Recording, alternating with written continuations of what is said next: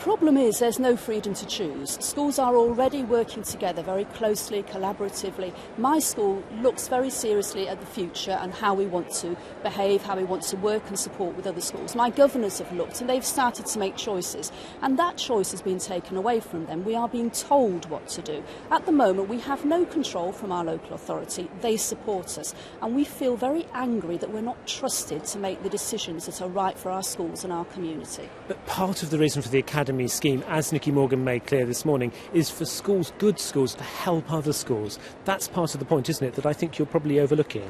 No, I'm not overlooking it at all. That is how schools already work. In Nottinghamshire, we have clusters of schools.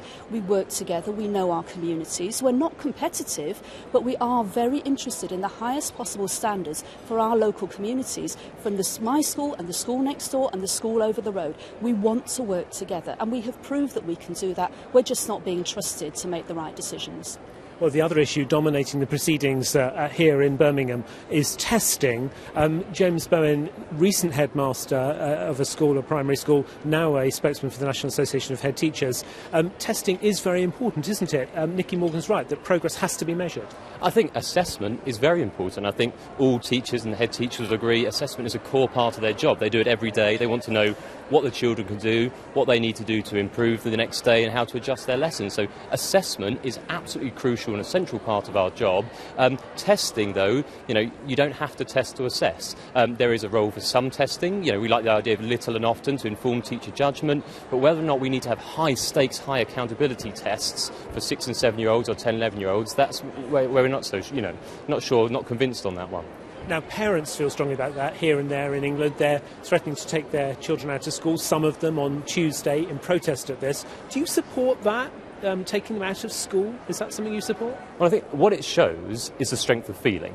It shows now we've got parents who are saying that the assessment system is chaotic and not working for them. We've got teachers saying that, and we've got head teachers saying that. So I think what we've got to show, it shows the strength of feeling out there about assessment, and really Nicky Morgan needs to listen. The government needs to listen, because there's such a strength of feeling there.